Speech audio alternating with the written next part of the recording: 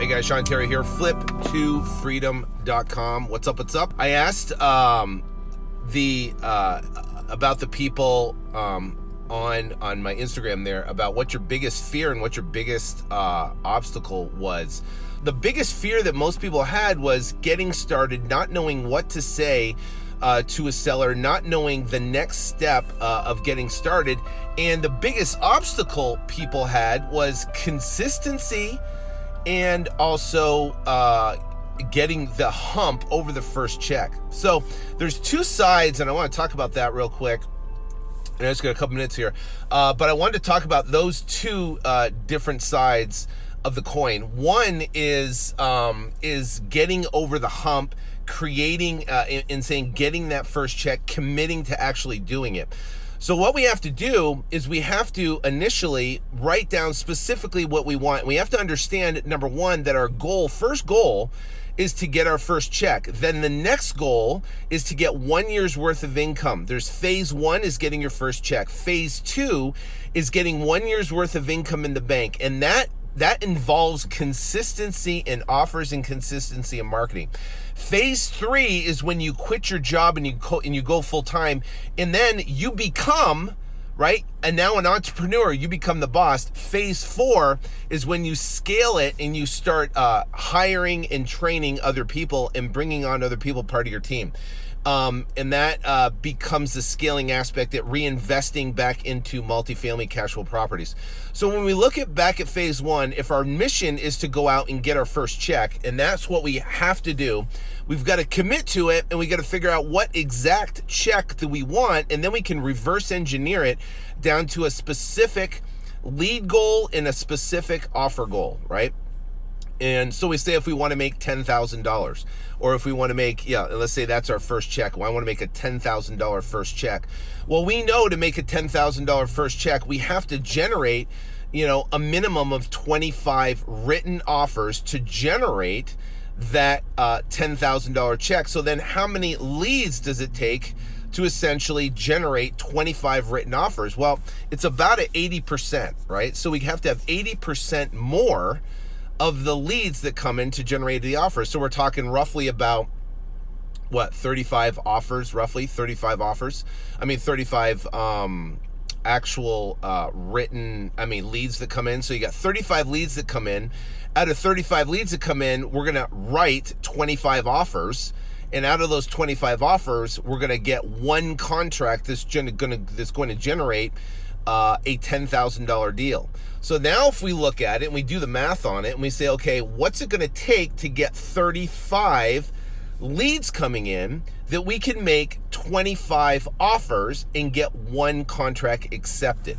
So now we've got to look at, well, I've got to generate 35 leads to make 25 offers. Well,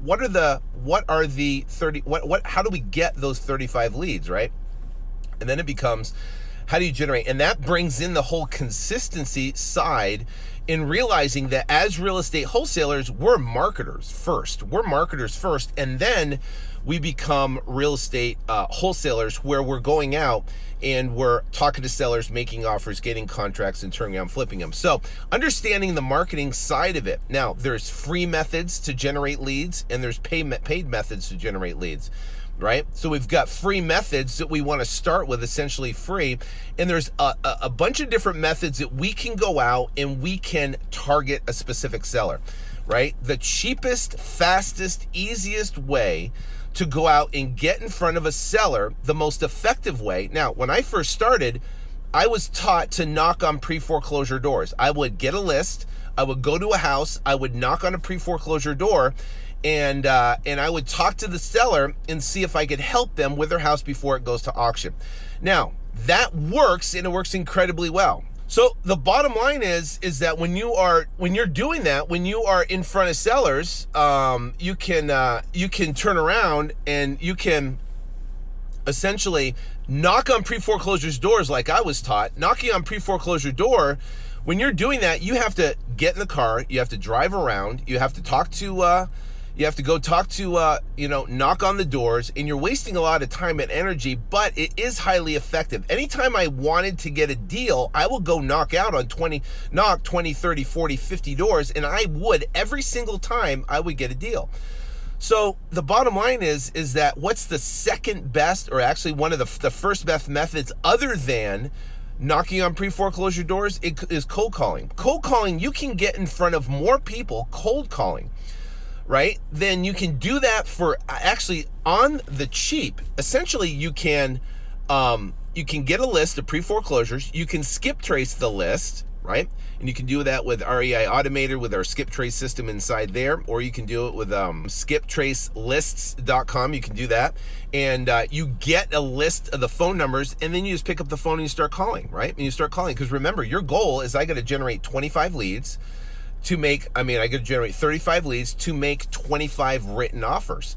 And the faster I can do that, the faster I'm going to be able to go out and get that first check. So, when Brandon does the first check challenge, right, we do all that entire method. We surround that seller. So what's a good list to cold call to start with? Pre-foreclosures.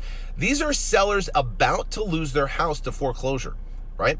We got a deal that came in. I was talking to Rich, our sales guy, on there, and Rich, we have a deal where it's worth about $290. Seller owes about $170. They have $21,000 in back payments, and we're going to arbitrage that deal. We're going to keep the $170 in place, give them $20,000 down, give them, reinstate the $20,000, give the seller $2,500, keep that loan in place, and then flip the paper and be able to do that. So I would not call absentee owners or owner occupants. I would cold call all the distress list first. I would cold call all of those, right? I would cold call the pre-foreclosures. I will cold call the vacant houses. I will you're going to get those lists and you're going to skip trace them. Cold call the not absentee owners, but you want to cold call the pre-foreclosure. You want to cold call the vacant properties. You want to cold call the property tax default, right? Those property tax default, and you can cold call the probates and inherited lists. Those are highly distressed lists that you can target, and you can cold call those initially. And that's the fastest, easiest path. Now, it's not the easiest, because cold calling sucks. Just like driving for dollars suck. Just like knocking on pre-foreclosure doors suck. It's just part of the game. But it's highly effective in work. The second best use of your time is going out and doing what's called ringless voicemail. That's when you target all the owner occupants. You target all of the absentee owners. You target all of the distressed, and that is done while you're cold calling.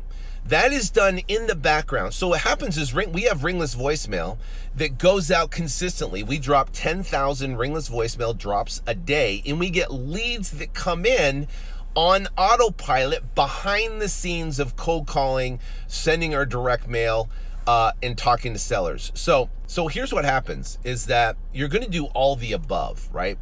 And you're going to do what you can afford to do. Ringless voicemail is incredibly cheap, right? It's a very, very cheap way to do it. If you go to rvmleadmachine.com, we have a software that will go out and do ringless voicemail and show you basically how to do that. So that's ringless voicemail. Now, what can you do on your side to go out and generate leads? Then you go out and you can cold call. You take that same list of the distress and you cold call those leads yourself. You pick up the phone and you start calling sellers.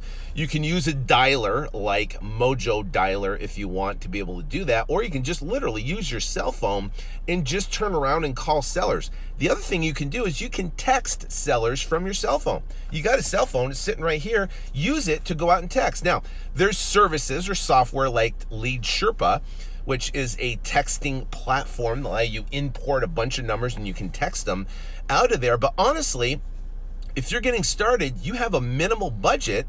You can use your text. Just type in the number and start texting sellers and having conversations with sellers. You don't need to have Lead Sherpa, which costs $1,000. You don't need. You do need RVM Lead Machine, because that essentially sends out those RVMs. The two lists are U.S. probate leads, and the other one is U.S. leadlist.com. My fault. usleadslist.com, leadslist.com if you do that. So essentially, that's how you can. REI Automator is worth it. It's incredible. I mean, that's all we use. We use that for comping. We use that to make offers. We use that to offer generator. We use that for all of our leads that coming in. That literally data is dynamically updated. There's nothing like it in the business.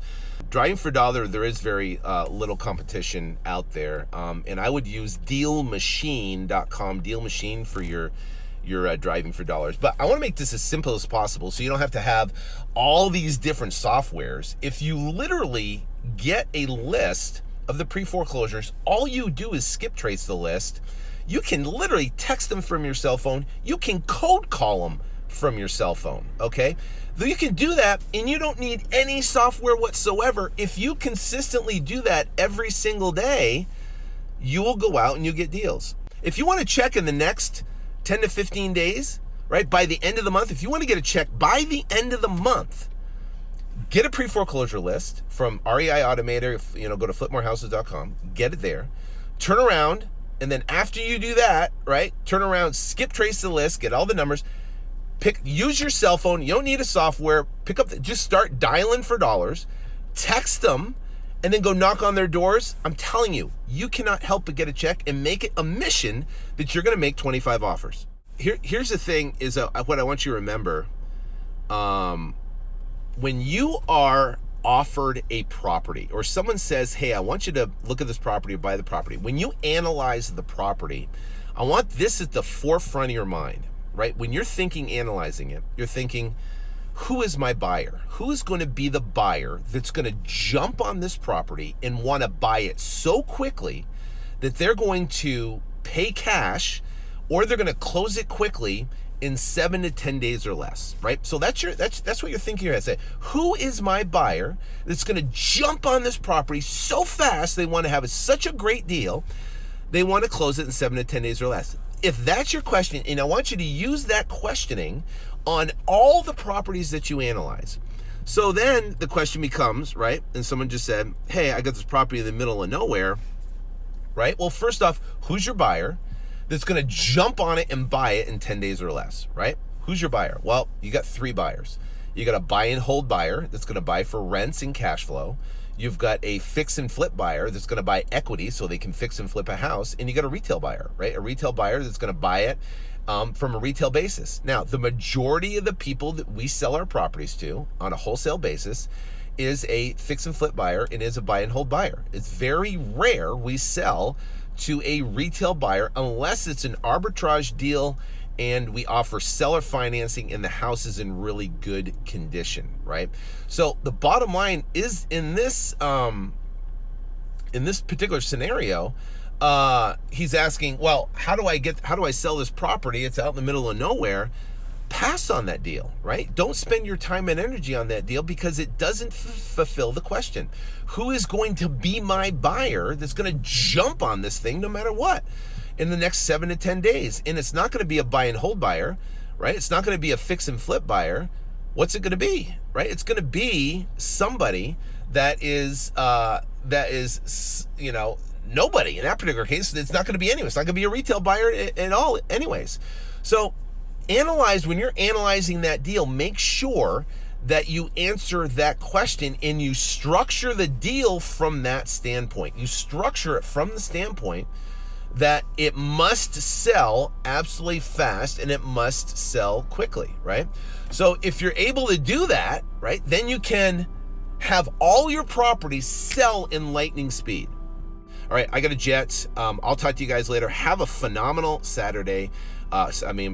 Go out, have a phenomenal weekend, and go out there and crush it. So talk to you guys later. Have a phenomenal rest of your weekend. God bless.